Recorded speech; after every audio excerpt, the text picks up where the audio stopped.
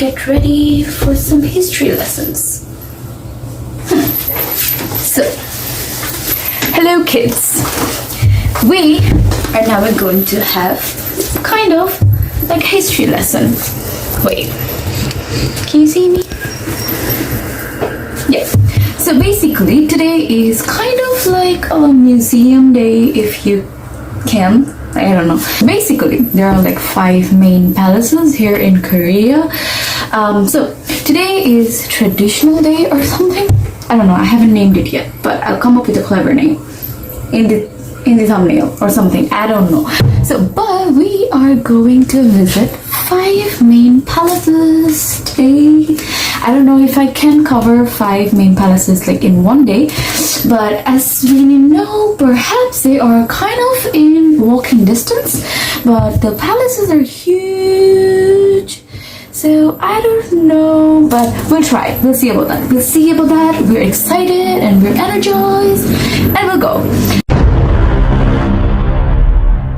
So first of all, okay, these are very hard names to pronounce, and excuse my Korean, but I'm gonna name them. So the names of the 5 palaces are Gyeongbukgung, Cheontogung, Cheongnyeongung, Dokseong, and Gyeonghuigung. I don't know.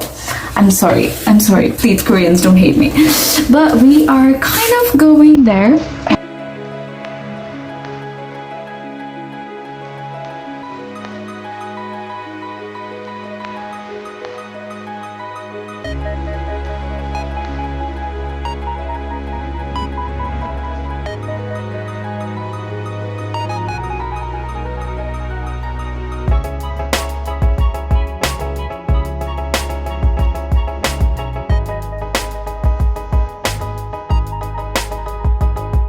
I'll see you there.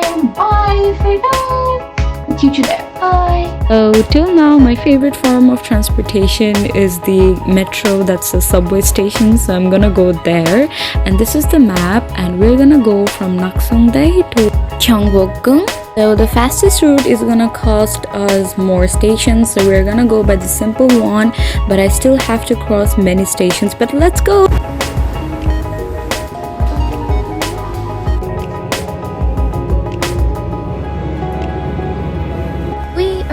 In Gyeongbukgung, so let's go. I do have to find the palace from here because the whole place is called Gyeongbukgung and I have to go and find the palace. I think it's not gonna be much work. We are here. Let's go. But I am going to give you some history lessons right now. This is the main gate that you can see from here, and it is called Gyeongbukgung. So we are here in the main gate. This entry is kind of free for everyone. And you can take pictures with these people. I don't know what to call them, but yeah.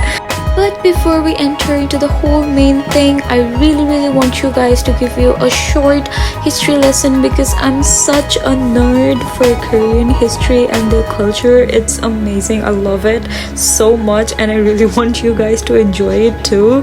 So yeah. Well, first, let's go get our tickets. So there is an interesting fact. If you are wearing a hanbok, then you don't really have to pay for the entrance fee, which is amazing. So if you're just wearing a hanbok and show at the ticketing place, you get to go there for free, which is amazing. Everyone looks so pretty in their hanboks. Like, look at them. They're foreigners and the Koreans as well. They're very excited and they literally look like they got out of a K-drama or something. So this palace was the home of the Korean royal family and it was built in 1395 during the Joseon dynasty. As you might have heard in many periodical K-dramas, it's literally surrounded by mountains on all sides except the front part, which was protected by the main gate and the fortress wall, as you've seen if you remember. This is the fortress wall that I am talking about. Here is a picture of the remains of the fortress wall, which used to surround the whole of Seoul, you know, like previously, which you also might have seen in many K-dramas and Korean animes. And you can see the Namsan Tower here too. I can't wait to show you my Namsan Tower vlog to you guys. So we are now moving forward. They are gonna take our tickets in here. Then we're gonna move forward to Kunjongmun, which is the door in front of the Kunjongjeon. This is so spacious right here, and there are so many lovely couples in here. I have never felt this single in my entire life, I swear to God. They're so freaking cute, and there are so many photo shoots going on. Like, please, literally look at them. They're so cute. 귀엽다.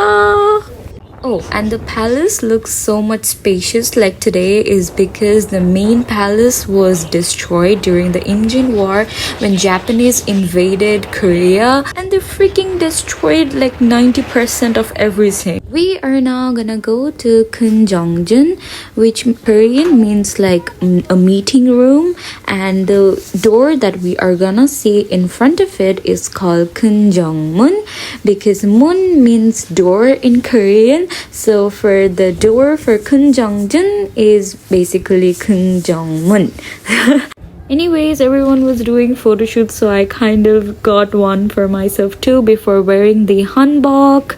And I think they came out pretty good. A Korean photographer actually took this picture. I think he was interested in me because I was like a foreigner and I was completely lost. So he literally came up to me and was like, hey, can I take pictures of you? And I was like, yes, please.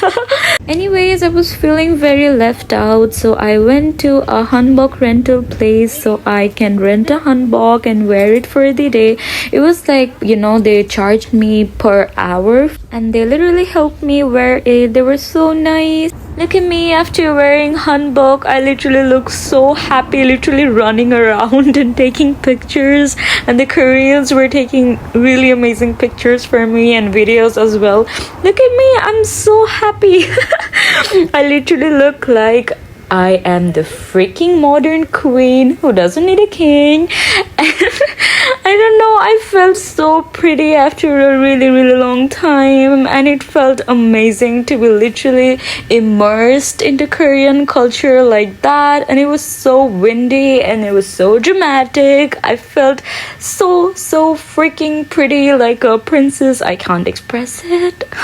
Anyways, you're gonna see something interesting right now. Now, when we're going to cross the door for the meeting place, you're gonna see where the king used to sit with his staff whenever he used to want to meet in the meeting place, which I have told you was called Kunjongjeon. It's like I'm in a periodical K-drama or something.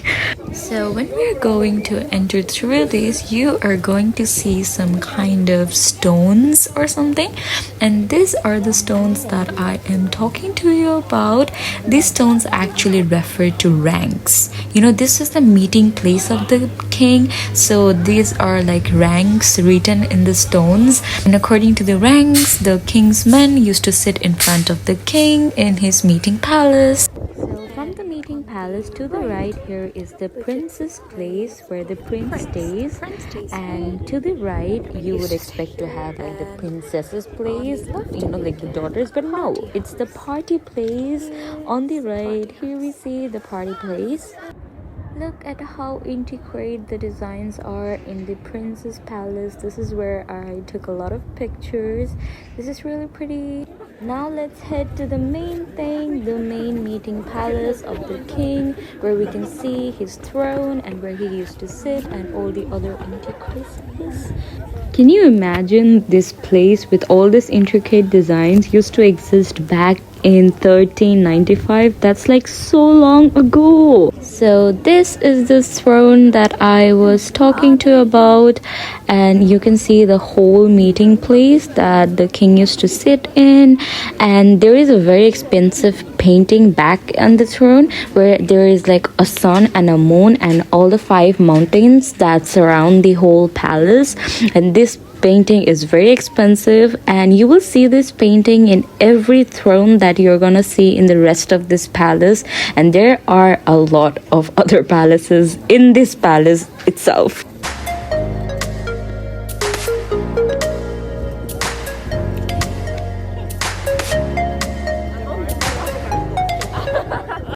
Next up, we've got 3 more palaces, but this is getting a bit interesting because we are gonna enter in the Sajangjong, which necessarily means in Korean, Sa means to think.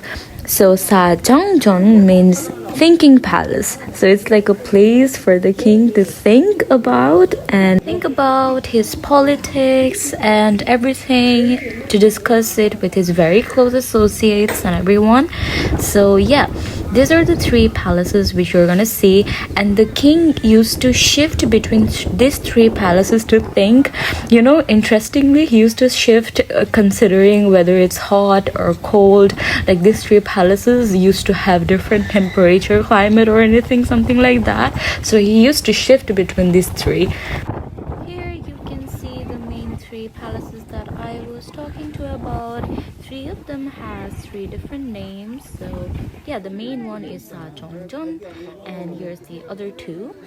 Again, you're gonna see here is where the king used to sit. And see, interestingly, this is the same painting that you saw in the palace before. We have now finally arrived in the place where the king and queen used to like sleep and stay. But interestingly, the king and queen used to live separately. I mean, not in the same buildings. One of these buildings is for the king's place, and the other one is for the queen. They used to live separately. Oh, also, did I tell you about the whole thing that they kind of have a show which we call the Palace Royal Guard Changing Ceremony?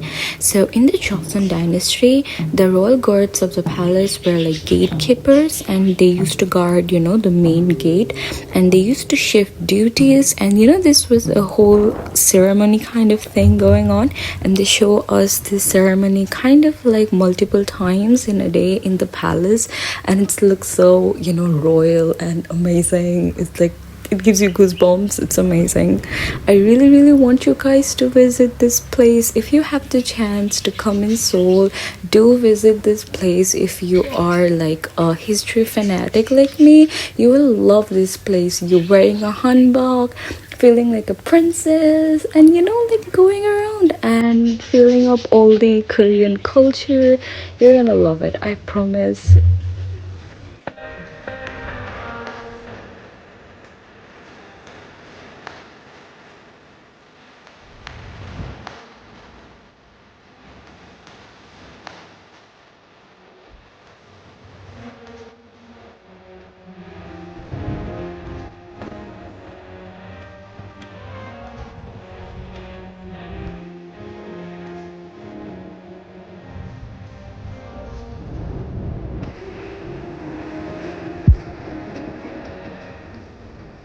I literally took another brochure on my way out so I can do more research and have more fun.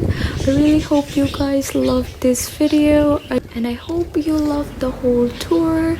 Till next time, bye bye. See you soon. 안녕하세요.